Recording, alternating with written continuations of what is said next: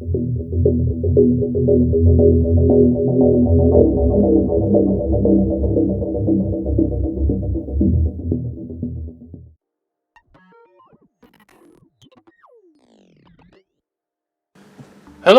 and welcome to another retzone.ca video. Today I'm going to attempt to modchip my GameCube. I've never done this before. I don't know if I will be successful or not. This is also a mod chip that I purchased from AliExpress, so I don't know the authenticity of this chip. I don't know if it even works or not. But I think if it doesn't work, it's easily undone. They've also provided me with a boot disk and also a SD card reader that we can install as well. So, first off, before we do any of that, we have to take apart our GameCube. So I've got my trusty game bit here. So, you probably don't have to do this, but I'm going to take these covers off the bottom here. And then the 4 screws just come off here.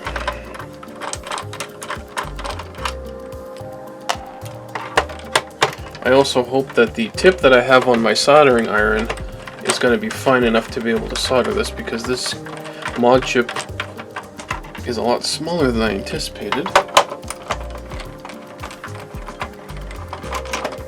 This is a DOL-001 American GameCube.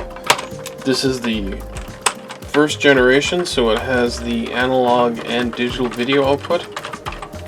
As far as I know, this this mod chip works on any version of the GameCube. So it's got the digital and the analog here. I'll take the cover off here. We'll just move that out of the way here. If I remember correctly, this should just... It's been a while since I took one of these apart, so... Where are the screws for this guy? I thought this just came right off. Nope.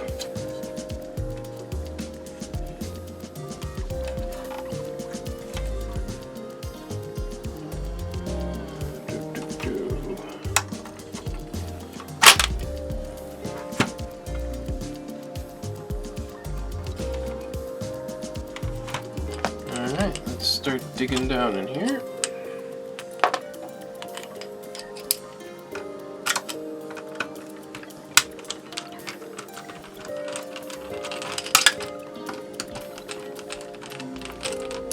Also, the SD card reader was purchased off AliExpress as well, so again, I don't know if it's going to work or not. But I think the total price tag for the mod chip and the SD card reader was $8 Canadian, so if none of this works, then I haven't lost that much.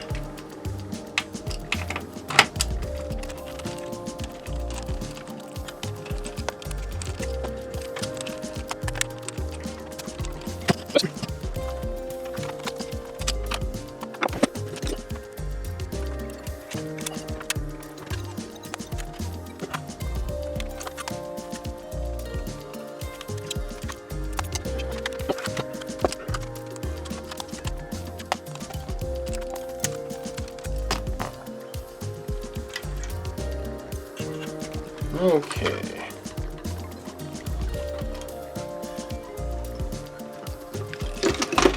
We'll just move that out of the way. That heat sink looks like it could use a bit of cleaning. That's the first time that GameCube was ever taken apart, because I could tell the way the screws snapped when they were removed. Just a few more screws here.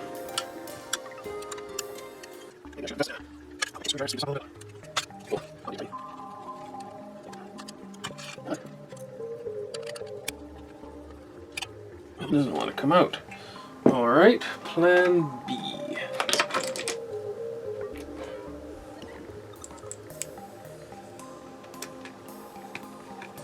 There we go. That one is in there really tight. It's always one, eh? Yes, I said A, I am Canadian. I will probably say sorry a lot as well.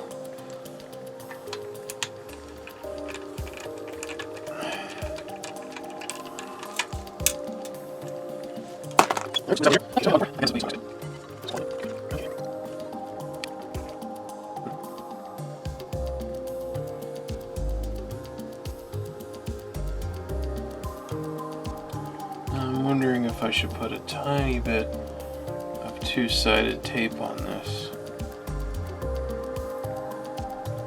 to hold it in place while I solder it. So I have to solder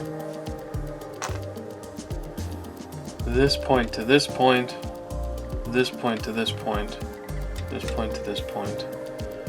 I'm gonna have to double check the instructions because there's two traces under here. I'm not sure if I have to bridge both of them to this or not. And then this goes to here and this goes to here. I think I am gonna use a little bit of two-sided tape for this. Oops, yep, that's me hitting the camera. Sorry about that.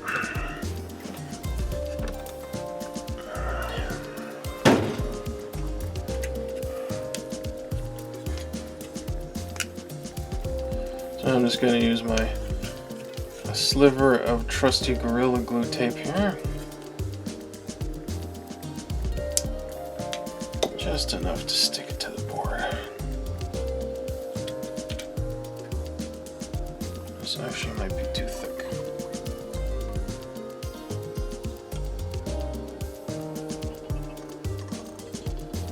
Let's just do a test here.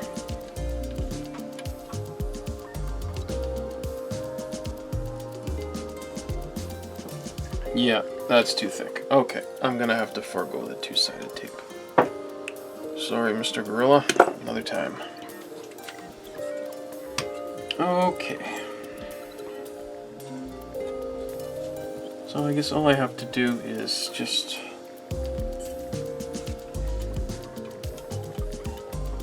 line this puppy up here.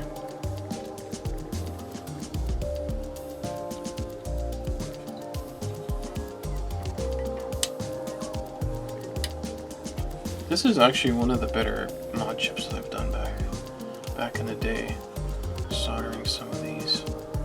And I'm just gonna double check the instructions here.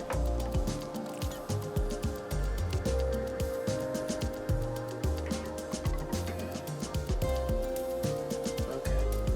So underneath this guy here, I see two traces, but it looks like I just have to shift the chip over so I only see one, and I bridge just that one to there and then that one to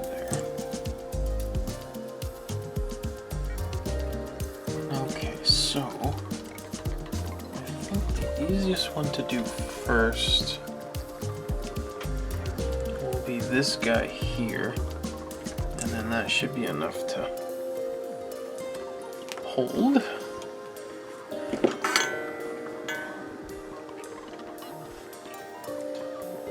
Here goes nothing.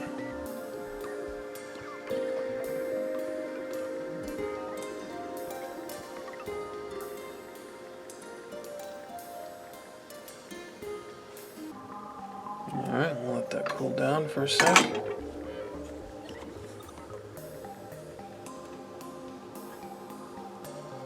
Okay, that was way easier than I thought.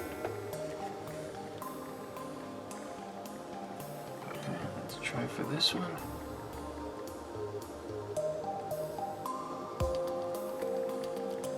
Okay.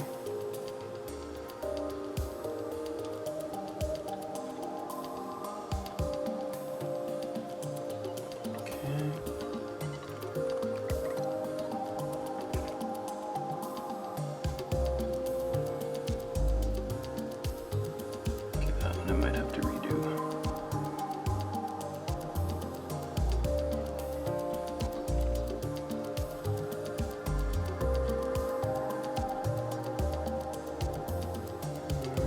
Should be good.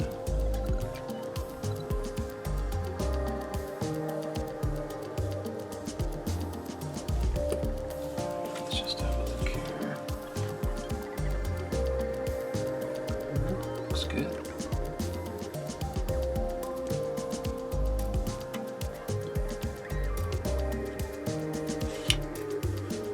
That's hard to tell.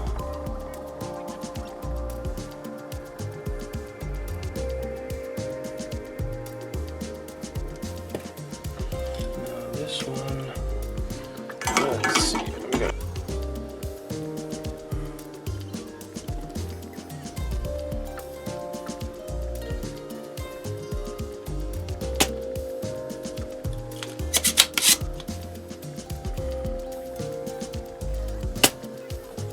Alright, let's try this again.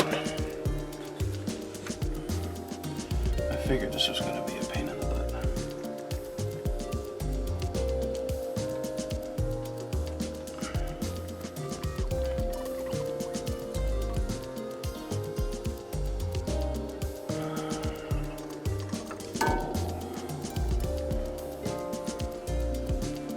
Yeah, I don't know if that worked or not.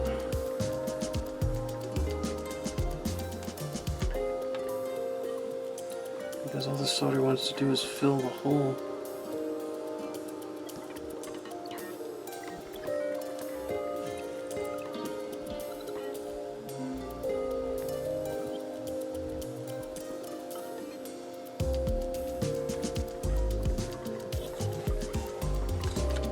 Can't tell.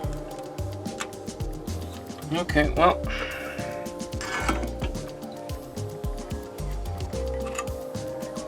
Like I said, I don't know if this was going to work or not.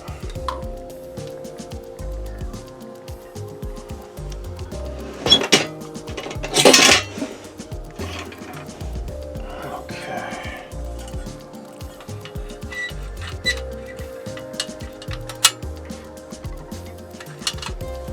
Here's another thing. Not even come close to that shield. Nope, not at all. Okay, so clearance isn't an issue. I'm just going to put a couple of these screws in here.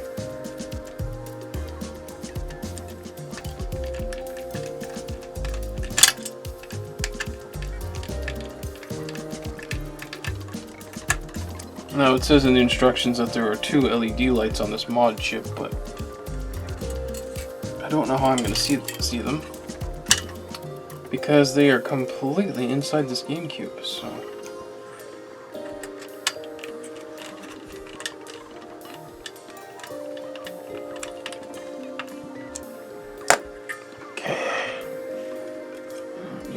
Right now, I just need to assemble you partially so I can see if that boot disk will actually boot. This goes this way.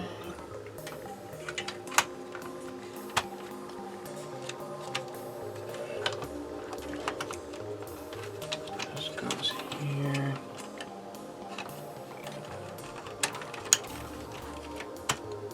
Okay.